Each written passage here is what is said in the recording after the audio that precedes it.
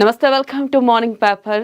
ఈ రోజు పేపర్లోని ప్రధాన అంశాలు చూద్దాం. ప్రధానంగా చూసుకున్నట్టయితే ఈ రోజు పేపర్లో మహా న్యూస్ చూసుకుందాం. మహా న్యూస్ కనుక చూసుకున్నట్టయితే రేవంత్ గ్రాఫ్ పైకి దేశవ్యాప్తంగా పెరిగిన ఇమేజ్ 2028 గెలిపే లక్ష్యంగా mega plan. Global summit, Messi tour, panchayat గెలుపుతో ఫుల్ జోష్. సీఎంఓ ప్రక్షాళన, కేబినెట్ పునర్వ్యవస్థీకరణ, ప్రజలను మెప్పించేలా సంపూర్ణ మార్పులు. త్వరలో మూసి తొలి విడత, గాంధీ సరోవర్ కు శ్రీకారం. గ్రేటర్ హైదరాబాద్ లో రాజకీయ మార్పులు, నామినేటెడ్ పదవుల భర్తీ, జిల్లాల వారీగా యంగ్ టీం. సీఎం ప్లాన్ కు రాహుల్ గ్రీన్ సిగ్నల్, త్వరలో కొత్తగా. ప్రధానంగా చూసుకున్నట్టయితే తెలంగాణ సీఎం రేవంత్ రెడ్డి గ్రాఫ్ రోజు రోజుకి పెరుగుతూనే ఉంది. మనం చూసుకోవచ్చు, గత 2 సంవత్సరాలుగా రేవంత్ రెడ్డి తీసుకొచ్చిన మార్పులు కానీ, ఏదైతే పథకాల అమల్లో కానీ, అనేక సంస్కరణలే కానీ మనం చూసుకున్నట్టయితే రేవంత్ గ్రాఫ్ రోజు రోజుకి పెరుగుతూనే ఉంది. మొదటిగా చూసుకున్నట్టయితే రీసెంట్ డేస్ లో కనుక చూసుకున్నట్టయితే ఇటు పంచాయతీ ఎలక్షన్స్ లో, 2వ విడత పంచాయతీ ఎలక్షన్స్ లో కూడా ఇటు కాంగ్రెస్ 50% మేర సీట్లు సాధించి ముందంచులో ఉంది. అలాగే మనం చూసుకోవచ్చు, నెక్స్ట్ మెస్సీ టూర్ కానీ, అలాగే గ్లోబల్ సమిటే కానీ ప్రతి అంశంలో కూడా రేవంత్ రెడ్డి తన మార్క్ రాజకీయాలను చూపిస్తున్నారు.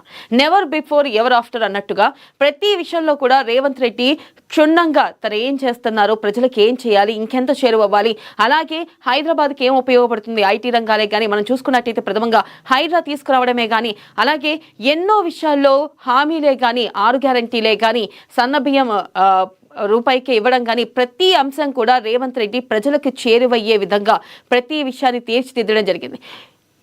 ఒకసారి మనం చూసుకున్నట్టయితే గతంలో ఏదంటే వైఎస్ రాజశేఖర్ రెడ్డి పాలనను తలపించేలా సీఎం రేవంత్ రెడ్డి ఇప్పుడు పాలన కొనసాగుతుంది. మనం చూసుకోవచ్చు, రీసెంట్ గా జరిగిన పంచాయతీ ఎలక్షన్స్లే కానీ, మొన్న జరిగిన జూబ్లీ హిల్స్ బైపోల్ ఎలక్షన్లే కానీ, ఇప్పుడు నెక్స్ట్ రాబోతున్న ఎంపీటీసీ, జెడ్పీటీసీ ఎలక్షన్ లో కూడా రేవంత్ రెడ్డి తన మార్కు చూపించబోతున్నారు అన్నట్లుగా స్పష్టంగా కనిపిస్తుంది. అలాగే మొన్న జరిగిన మెస్సీ టూర్, అయితే మెస్సీ కూడా కొంతమేరకు భావోద్వేగం అయ్యారు. మరొకసారి నేను హైదరాబాద్ వస్తా అంటూ కూడా ఆయన ఈ సందర్భంగా వ్యాఖ్యానించడం జరిగింది. అంటే మనం చూసుకున్నట్టయితే సీఎం రేవంత్ రెడ్డి ఏ విధంగా హైదరాబాద్ కు వన్నె తెస్తున్నారు, ఎన్ని సంస్మరణలు తీసుకొస్తున్నారు, ఎన్ని కొత్త విధానాలతో ముందుకెళ్తున్నారు, ప్రజలకు ఏ విధంగా చేరువవుతున్నారు, ప్రతి అంశంలోనూ కూడా ప్రజలు పురోగతి, ప్రగతి అనే విధంలో ఆయన ముందుకెళ్ళడం జరుగుతుంది. మనం చూసుకోవచ్చు. అయితే ఆయన ఇప్పుడు కొత్తగా చూసుకున్నట్టయితే సీఎంఓ ప్రక్షాళన కాబోతుంది. అలాగే కేబినెట్ పునర్వ్యవస్థీకరించనున్నారు. అలాగే ప్రజలను మెప్పించేలా సంపూర్ణ మార్పులు చేయబోతున్నారు. త్వరలోనే మూసి తొలి విడత, గాంధీ సరోవర్ కూడా శ్రీకారం చుట్టనున్నారు. అలాగే మనం ప్రధానంగా చూసుకున్నట్టయితే నామినేటెడ్ పదవుల భర్తీ, జిల్లాల వారీగా యంగ్ టీమ్ ను పెట్టబోతున్నారు. అయితే అసలు ఈ టీం ఎవరు ఉండబోతున్నారు, ఎలా ఉండబోతుంది, మరి జిల్లాల వారీగా నామినేటెడ్ పదవుల భర్తీ విషయంలో ఏ విధంగా ముందుకెళ్ళబోతున్నారు, అసలు దీంట్లో ఎవరెవరు ఉండబోతున్నారు, కొంతమేరకు ఉత్కంఠ నెలకొంది. అలాగే చూసుకున్నట్టయితే ఇక సీఎం ప్లాన్ కు కూడా ఇటు రాహుల్ గాంధీ కూడా గ్రీన్ సిగ్నల్ ఇచ్చినట్లుగా తెలుస్తుంది. అంటే త్వరలోనే కొత్త యంగ్ టీం రాబోతుంది అని కూడా కేబినెట్ ప్రధానంగా నామినేటెడ్ పదవుల భర్తీలో మనకి తెలుస్తుంది.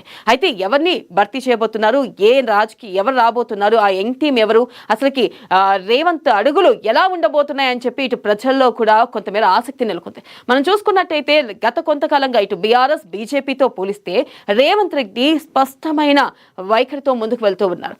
గత ప్రభుత్వాలు చేసిన తప్పిదాలని మరిపించేలా, గత ప్రభుత్వాలు చేసిన తప్పిదాలని ఎత్తి చూపుతూ ఈ ప్రభుత్వంలో ఆయన ప్రతి విషయంలో కూడా క్షుణ్ణంగా ప్రజలకు చేరువయ్యే విధంగా ఆయన తీసుకునే ప్రతి అడుగు కానీ,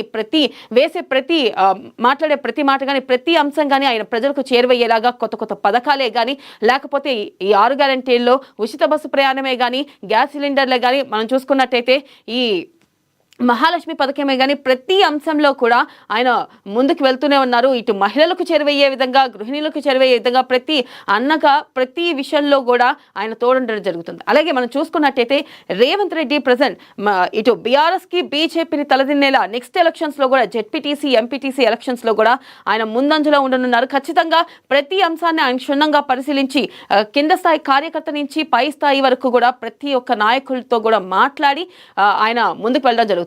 మనం చూసుకున్నట్టయితే రానున్న రోజుల్లో కూడా ఇక నామినేటెడ్ పదవులు భర్తీ చేసి కొత్త టీం ని దింపబోతున్నారు. మరి దీనికి కూడా రాహుల్ గాంధీ గ్రీన్ సిగ్నల్ ఇవ్వడంతో అయితే త్వరలోనే తెలంగాణ రాజకీయాల్లో చాలా మార్పులు చోటు చేసుకోబోతున్నాయి. మరి బీఆర్ఎస్ దీన్ని ఎలా ఎదుర్కొంటుంది, బీజేపీ దీన్ని ఎలా ఎదుర్కొంటుంది, ఎలా వీళ్ళు ముందుకెళ్తారనేది కూడా కొంత సందిగ్ధం నెలకొంది. మనం చూసుకున్నట్టయితే నెక్స్ట్ రాబోతున్న జెడ్పీటీసీ, ఎంపీటీసీ ఎలక్షన్స్ లో కూడా ఖచ్చితంగా ఒక స్పష్టమైన మెజార్టీతో గెలిచి ఖచ్చితంగా మార్క్ రాజకీయాన్ని రేవంత్ రెడ్డి మరోసారి చూపించబోతున్నట్లుగా కూడా తెలుస్తుంది. అలాగే మనం చూసుకున్నట్టయితే ఈ 2 ఏళ్ల పాలనకి ఇప్పుడు రేపు మూడో విడత పంచాయతీ ఎలక్షన్ జరగనున్నాయి. ఈ విడతలో కూడా ఖచ్చితంగా రేవంత్ రెడ్డి ఘన విజయం సాధిస్తారని కూడా ఇటు ప్రజలు అనుకుంటున్న మాటే. అలాగే చూసుకున్నట్టయితే గ్లోబల్ సమిటే కానీ మెస్సీ టూరే కానీ విజన్ 2047 ప్రణాళికలతో రేవంత్ తన ముందు చూపును ప్రజలను ఆకర్షిస్తుంది. ఏదైతే ప్రతి అంశంలో మనం చూసుకోవచ్చు, ఫార్మా రంగమే కానీ ఐటీ రంగమే కానీ ప్రతి విషయంలో కూడా రేవంత్ ప్రజలకి చేరువయ్యే విధంగా, అలాగే ప్రజల అవసరాలను తీర్చే విధంగా, రేపటి రోజున ప్రజలకి అనేక విధాలుగా ఉపయోగపడే విధంగా ఉద్యోగాల కల్పన విషయంలో కానీ ప్రతి అంశంలో కానీ రేవంత్ తన ముందు చూపును ప్రదర్శిస్తున్నారు. ఇదే ఎక్కువగా ప్రజల్ని ఆకర్షిస్తుంది. అలాగే నెక్స్ట్ కనుక చూసుకున్నట్టయితే రేవంత్ అంటే స్పష్టమైన వైఖరితో 2028లో మరొకసారి కాంగ్రెస్ ని అధికారంలోకి తీసుకొచ్చే విధంగా రేవంత్ తన దూకుని ప్రదర్శిస్తున్నారు. ఖచ్చితంగా రేవంత్ మరొక్కసారి విజయం సాధించే విధంగా, అలాగే ఈ బీఆర్ఎస్ బీజేపీలను తలదన్నే విధంగా రేవంత్ తన రాజకీయాల్ని చూపిస్తున్నారు. ఇక్కడ మరొక అంశం చూసుకుందాం. మరొక అంశం కనుక చూసుకున్నట్టయితే వచ్చే అసెంబ్లీ ఎన్నికల్లో పోటీ చేస్తా, రాజకీయ పార్టీగా జాగృతిని మారుస్తాం, త్వరలోనే గ్రామస్థాయి కమిటీల ఏర్పాటు, ఎమ్మెల్సీ కవిత సంచలన ప్రకటన. ఇక జాగృతి అధ్యక్షురాలు కల్వకుంట్ల కవిత తన రాజకీయ భవిష్యత్తుపై కీలక ప్రకటన చేశారు. వచ్చే అసెంబ్లీ ఎన్నికల్లో తను ఖచ్చితంగా పోటీ చేయనున్నట్లుగా స్పష్టం చేశారు. ఇక సోమవారం ఎక్స్ వేదికగా ఆమె నెటిజన్లతో ఆస్క్ కవిత పేరుతో క్వశ్చన్ అవర్ ని నిర్వహించారు. అయితే ప్రథమంగా చూసుకున్నట్టయితే చాలా మంది అంటే నిన్న ఎక్స్లో ఆమె ఒక ట్వీట్ చేయడం జరిగింది. ఖచ్చితంగా వచ్చే ఎన్నికల్లో పోటీ చేస్తానంటూ కూడా ఆమె ప్రకటించడం జరిగింది. అయితే ఎక్స్ వేదికగా ఆమె క్వశ్చన్ ప్రథమంగా చూసుకున్నట్టయితే ఆస్క్ కవిత రే పేరుతో క్వశ్చన్ అవర్ని నిర్వహించారు. అక్కడ నెటిజన్లు కొన్ని ఆసక్తికరమైన క్వశ్చన్స్ అడిగారు. దాంట్లో కనుక మనం చూసుకున్నట్టయితే మీ కొత్త పార్టీ పేరు ఏంటి అని చెప్పి కొంతమంది అడగక జాగృతిని పార్టీగా మారుస్తాను, రాజకీయ పార్టీగా మారుస్తానంటూ కూడా కవిత సమాధానం ఇచ్చింది. అంటే త్వరలోనే వచ్చే ఎన్నికల్లో కవిత ఒంటరిగా పోటీ చేస్తా ఉంటుంది. ఈ మేరకు ఒక రకంగా చెప్పాలంటే బీఆర్ఎస్కి ఎదురు దెబ్బే అని చెప్పుకోవచ్చు. ఎందుకంటే బీఆర్ఎస్లో తన తండ్రి పార్టీ బీఆర్ఎస్ పార్టీ నుంచి ఆమె వీడి బయటికి వచ్చి ఇప్పుడు కొత్త పార్టీ నేను పెడతాను, ఖచ్చితంగా తెలంగాణ జాగృతిని నేను పార్టీగా మారుస్తాను అంటూ ఆమె ప్రకటించడం, ఇంతకాలం కవిత పార్టీ పెట్టదా అనే సందిగ్ధం ఉంది. కానీ నిన్న ఎక్స్లో ఏదైతే ఆస్క్ విత్ కవిత అనే క్వశ్చన్ అవర్ నిర్వహించిన తర్వాత మీ కొత్త పార్టీ పేరు చెప్పండి అనగానే ఎలా ఉండాలో మీరే చెప్పండి అంటూ కూడా కవిత సమాధానం ఇచ్చింది. అయితే త్వరలోనే జాగృతి సంస్థ కార్యకలాపాలు గ్రామ స్థాయి వరకు విస్తరిస్తామని, ప్రతి గ్రామంలో కమిటీలను ఏర్పాటు చేస్తామని చెప్పారు. అయితే ఇక్కడ చూసుకున్నట్టయితే ఆమె ప్రత్యక్షంగా నేను ఖచ్చితంగా తెలంగాణ జాగృతి పేరుతోనే పార్టీ పెడతాను అని చెప్పకపోయినా ఆమె అయితే ఒక రకంగా వివరణ ఇచ్చినట్లుగా తెలుస్తుంది. కొంతమేర సంకేతాలు ఇచ్చారు. ఒకవేళ తెలంగాణ జాగృతితోనే పార్టీ పెట్టే అవకాశాలు దాదాపుగా కనిపిస్తున్నాయి. అంటే ఒక స్పష్టమైన వైఖరిని, అంటే క్వశ్చన్ అవర్ ఏదైతే క్వశ్చన్స్ అడగమన్న ఆస్క్ విత్ కవిత అన్నారో దాంట్లోనే ప్రజలు అడిగిన ప్రతి ప్రశ్నకు కూడా ఆమె సమాధానం ఇవ్వడం జరిగింది. దాంట్లోనే ఒక సంకేతం ఇచ్చినట్లుగా తెలుస్తుంది. నిజంగానే కవిత పార్టీ పెట్టి గనక ముందుకు వెళ్తే బీఆర్ఎస్ పార్టీకి ఒక గుదిబండగానే చెప్పుకోవచ్చు. ఎందుకంటే తండ్రి పార్టీని వీడి సపరేట్గా పార్టీ పెట్టి బీఆర్ఎస్ ఓట్లు చీలిపోవడానికి కూడా దాదాపుగా అవకాశాలు ఉన్నాయి. మరి నెక్స్ట్ వచ్చే ప్రథమంగా చూసుకున్నట్టయితే 2028 ఎలక్షన్స్లో కూడా ఒకవేళ గనక ఇదే గనక కవిత పార్టీ పెట్టి సపరేట్గా పార్టీ నిర్మించి కవిత పోటీ చేస్తే గనక దాదాపుగా గనక ఖచ్చితంగా ఇటు బీఆర్ఎస్కి నష్టమనే చెప్పుకోవాలి. మరి బీఆర్ఎస్ దీని నుంచి ఎలా ఎదుర్కొంటుంది? ఒక పక్కన చూసుకున్నట్టయితే ఖచ్చితంగా కేసీఆర్ బయటకు వచ్చి ఆయన కార్యరూపం దాలుస్తారు. ఎందుకంటే పూర్తి స్థాయిలో పార్టీ కార్యక్రమాల్లో పాల్గొంటారు అంటూ కూడా ఒక పక్కన మనకు వినిపిస్తుంది. గత 2 ఏళ్ల నుంచి ఇటు కేసీఆర్ బయటకు వస్తారు అంటూనే ఉన్నారు. కానీ ఈ 2 ఏళ్ల తర్వాత ఖచ్చితంగా వస్తారు అని చెప్పి కూడా చెప్పడం జరుగుతుంది. ఒకవేళ కనుక వస్తే కవితని ఎదుర్కోగలరా కేసీఆర్? కవిత అడిగే ప్రశ్నలకి సమాధానం చెప్పగలరా? ఇప్పుడు చూసుకున్నట్టయితే కవిత ఒక స్పష్టమైన సంకేతాలు ఇస్తున్నారు. కొత్త పార్టీ పెట్టే దిశగానే ఆమె అడుగులు ముందుకు వెళ్తున్నట్లుగా తెలుస్తుంది. మరి దీన్ని ఎలా ఎదుర్కోగలుగుతారు? సొంత ఇంటి నుంచి వెళ్ళిపోయిన కూతుర్నే మరి ప్రజల్ని ఎలా ఎదుర్కోగలుగుతారు? కూతురు అడిగే ప్రశ్నలను ఎలా ఎదుర్కోగలుగుతారు? బీఆర్ఎస్కి ఒక రకంగా చెప్పాలంటే వచ్చే ఎన్నికల్లో గడ్డి కాలంగానే చెప్పుకోవచ్చు. నెక్స్ట్ మరొక అంశం చూసుకున్నట్టయితే తుది దశ పోరుకు రెడీ, ముగిసిన ప్రచారం రేపే పోలింగ్. తుది దశ పంచాయతీ ఎన్నికల పోరుకు తెలంగాణ రెడీ అయింది. 2 విడతల పోరు ప్రశాంతంగా సాగా ఈ నెల 15 ఉదయం 7 గంటల నుంచి మధ్యాహ్నం 1 గంట వరకు 3వ విడత గ్రామ పంచాయతీ పోలింగ్ జరగనుంది.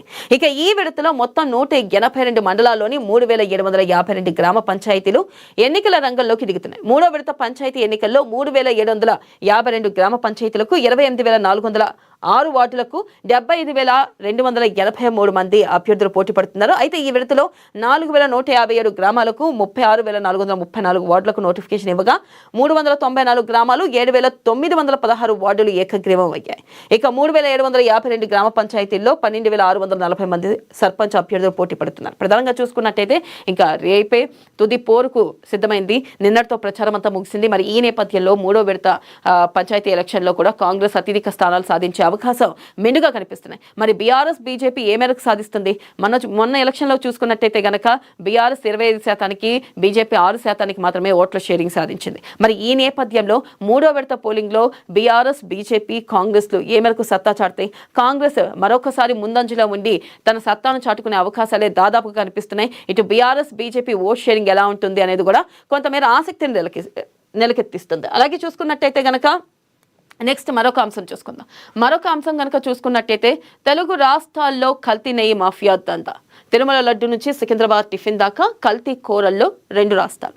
ఆవు నెయ్యి ముసుగులో జంతువుల కొవ్వు డాల్డా దందా 200 పెట్టుబడితో 600 రూపాయలు దోపిడీ కల్తీగాల నయా స్కెచ్. ప్రధానంగా చూసుకున్నట్టయితే ఏదైతే తెలుగు రాష్ట్రాల్లో కల్తీ నెయ్యి మాఫియా కొనసాగుతుంది. గతంలో కూడా చూసుకున్నవచ్చు శ్రీవారి ప్రసాదాల్లో కూడా కల్తీ నెయ్యి కలిసింది, జంతువుల కొవ్వుల్ని నెయ్యి కింద వాడుతున్నారంటూ కూడా ఒక దుమారం రేపింది. ఈ నేపథ్యంలో కూడా మాఫియా కొనసాగుతుంది. తిరుమల లడ్డు నుంచి సికింద్రాబాద్ టిఫిన్ దాకా కల్తీ కోరల్లో 2 తెలుగు రాష్ట్రాలు ఉన్నాయంటూ కూడా తాజాగా వెల్లడైంది. అయితే ప్రధానంగా చూసుకున్నట్టయితే 200 పెట్టుబడి పెట్టి 200 రూపాయలు పెట్టుబడి పెట్టి 600 రూపాయలు దండుకుంటున్నారు అంటూ కూడా ఒక కల్తీగాల నయా స్కెచ్ గా తెలుస్తుంది. ఇక నెక్స్ట్ కనుక చూసుకున్నట్టయితే మరొక అంశం చూసుకుందాం. మరొక అంశం కనుక చూసుకున్నట్టయితే దక్షిణ భారత రథసారథులు సంపద సృష్టిలో తెలంగాణ, సాగు విప్లవంలో ఆంధ్ర. ఆర్బీఐ నివేదిక సంచలనం. తలసరి ఆదాయంలో తెలంగాణ రికార్డ్, ఎగుమతుల్లో ఏపీ ప్రభంజనం. ఐటీ, ఫార్మాలో తెలంగాణ, ఆక్వా, పండ్లలో ఏపీ ఆధిపత్యం. 2 రాష్ట్రాలు, విభిన్న వ్యూహాలు. ఇక విభజన జరిగిన దశాబ్దం తర్వాత తెలుగు రాష్ట్రాలు దేశ ఆర్థిక పట్టణంలో తమదైన ప్రత్యేక ముద్రను వేస్తున్నాయి. భారతీయ రిజర్వ్ బ్యాంక్ తాజాగా విడుదల చేసిన hand book of statistics on India states 2024-25 నివేదిక ఈ విషయాన్ని స్పష్టం చేసింది. ఇక 2 రాష్ట్రాలు ఒకదానికొకటి తీసిపోని రీతిలో అభివృద్ధి పదంలో దూసుకుపోతున్నాయి. అయితే ఈ ప్రగతి ప్రస్థానంలో 2 రాష్ట్రాలు ఎంచుకున్న మార్గాలు పూర్తిగా విభిన్నంగా ఉన్నాయి. ప్రధానంగా చూసుకున్నట్టయితే దక్షిణ భారత రథసారథులు కూడా సంపద సృష్టిలో తెలంగాణ, సాగు విప్లవంలో ఆంధ్ర ఉంది. అయితే ప్రధానంగా చూసుకోవచ్చు, దాదాపు విభజన జరిగి దశాబ్ద కాలం అయిపోయింది, 10 ఏళ్ళు గడిచిపోయినాయి. ఈ 10 ఏళ్ల తర్వాత ఇటు ఏపీ కానీ అటు తెలంగాణ కానీ 2 రాష్ట్రాలు కూడా ప్రథమంగా చూసుకున్నట్టయితే సంపద సృష్టిలో మెరుగైన ఫలితాలు సృష్టిస్తున్నాయని, అలాగే ఇటు తెలంగాణలో చూసుకున్నట్టయితే సాగు విప్లవంలో ఆంధ్ర ఉంది, సంపద సృష్టిలో తెలంగాణ ఉంది. అయితే 2 కూడా విభిన్నమైన రీతిలో సంపదను సృష్టిస్తున్నాయి. 2 కూడా ఆర్బీఐ ఈ మేరకు ప్రకటన చేసింది. ఇటు 2 తెలుగు రాష్ట్రాలు కూడా అభివృద్ధి పదంలో దూసుకుపోతుందని ఆర్బీఐ నివేదిక సంచలనం రేకెత్తిస్తుంది. తలసరి ఆదాయాల్లో తెలంగాణ రికార్డు సృష్టించిందని, ఇక ఎగుమతుల్లో ఏపీ ప్రభంజనం సృష్టించిందని చెప్పి, ఐటీ, ఫార్మాలో తెలంగాణ, ఆక్వా అలాగే పండ్లలో ఏపీ ఆధిపత్యం ఉన్నాయి. 2 రాష్ట్రాలు విభిన్న రీతిలో సంపదను సృష్టిస్తున్నాయని చెప్పి కూడా ఆర్బీఐ నివేదిక వెల్లడించింది. ఇక నెక్స్ట్ మరొక అంశం కనుక చూసుకున్నట్టయితే భారత్కు మళ్ళీ వస్తా మెస్సీ భావోద్వేగం. ఇందాక చెప్పుకున్నట్టు రేవంత్ రెడ్డి ఏదైతే నిర్వహించారో మెస్సీ టూర్లో భాగంగా మెస్సీ భావోద్వేగానికి గురయ్యారు. మనం ఇందాక కూడా రేవంత్ రెడ్డి గురించి చెప్పేటప్పుడు, సీఎం రేవంత్ రెడ్డి గురించి చెప్పేటప్పుడు కూడా మెస్సీ భావోద్వేగానికి లోనయ్యారని మాట్లాడుకున్నాం. అలాగే భారత్కి మళ్ళీ వస్తానంటూ కూడా మెస్సీ ఈ తన భావోద్వేగాన్ని వ్యక్తం చేశారు. ఏదైతే ఆయనకి హైదరాబాద్ నచ్చిందని చెప్పి, అలాగే ఇక్కడ జరిగిన ఆ మెస్సీ టూర్ ఏదైతే ఉందో అది బాగా ఆకర్షించిందని చెప్పి, ఇక సీఎం రేవంత్ రెడ్డి గురించి కూడా చెప్తూ మెస్సీ భావోద్వేగానికి గురయ్యారు. మరొకసారి భారత్కి వస్తా అంటూ కూడా ఆయన ఈ మేరకు వ్యాఖ్యానించడం జరిగింది. అలాగే నెక్స్ట్ కనుక చూసుకున్నట్టయితే వేలాయి IPL 2026కు సిద్ధం.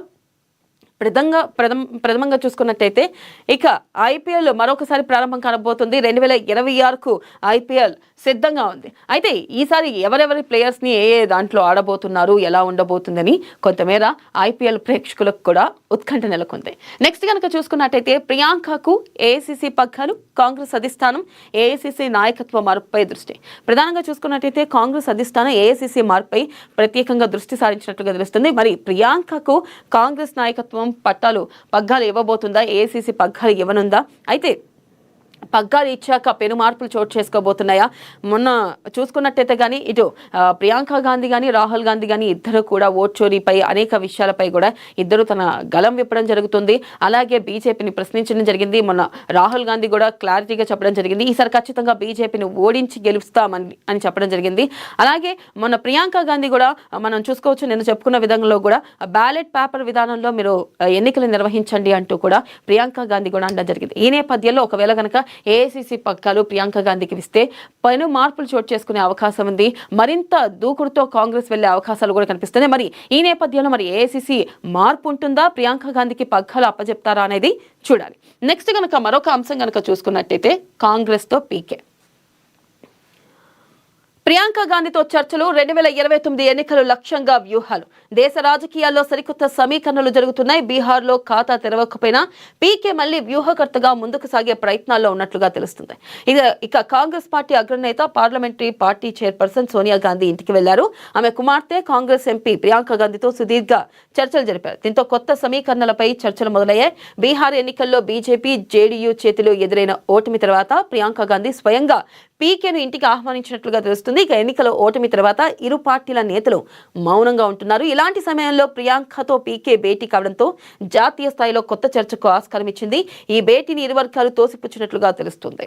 ఇక ప్రధానంగా చూసుకున్నట్టయితే పీకే ఎక్కడుంటే ఖచ్చితంగా అక్కడ గెలుపు ఉంటుంది అని చెప్పి కూడా ప్రతిసారి మనం వింటూ ఉంటాం. ఎలక్షన్స్ టైంలో ఇటు ఆంధ్రాలో ఎవరికి సపోర్ట్ చేసినా, తెలంగాణలో ఎవరికి సపోర్ట్ చేసినా, దేశవ్యాప్తంగా ఎవరికి సపోర్ట్ చేసినా, లేదా వివిధ రాష్ట్రాల్లో ఎవరికి సపోర్ట్ చేసినా పీకే వ్యూహాలు ఫలిస్తాయంటూ కూడా కొంతమేరకు ఒక ఊహాగానాలు ఉన్నాయి. అలాగే ఖచ్చితంగా ఆయన వేసే ప్రతి ప్లాన్ వర్కౌట్ అవుతుంది అన్నట్టుగా కూడా ఇటు ప్రధానంగా రాజకీయాల్లో వినిపిస్తున్నమాట. అలాగే చూసుకున్నట్టయితే పీకే 2029 ఎన్నికల లక్ష్యంగా ఇటు కాంగ్రెస్ తో చర్చలు జరుపుతున్నారా అంటే పీకే ప్రత్యేకంగా ఇటు ప్రియాంక గాంధీ ఆహ్వానించడం జరిగింది. వారి ఇంటికి వెళ్లారు, మరి మాట్లాడారు.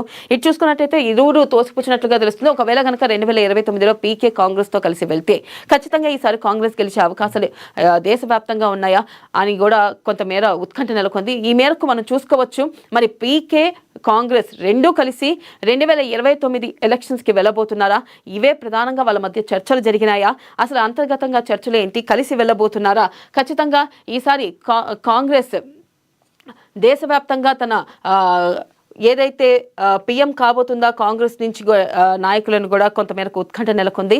మరి రాహుల్ గాంధీ పదే పదే చెప్తున్నారు ఓట్ చోరీ జరిగింది అని చెప్తున్నారు. ఈ నేపథ్యంలో పీకే గనక కాంగ్రెస్ తో కలిస్తే ఖచ్చితంగా ఈసారి దేశవ్యాప్తంగా కాంగ్రెస్ గెలిచే అవకాశాలే దాదాపుగా కనిపిస్తున్నాయి అంటే కొంతమేర ఆసక్తి నెలకొంటుంది. ఇక్కడ చూసుకోవచ్చు, ఇటు ఇరువురు కూడా తోసిపుచ్చారు, అలాంటిదేమీ లేదు అంటున్నారు. మరి ఇది నిజంగానే పీకేతో కలిసి కాంగ్రెస్ వెళ్ళబోతుందా, పీకే కాంగ్రెస్ తో ప్రయాణం చేయబోతున్నారా చూడాలి. ఇది వాళ్ళ పేపర్లోని ప్రధాన అంశాలు. మరో కార్యక్రమంతో మళ్ళీ కలుసుకుందాం. Keep watching ANN.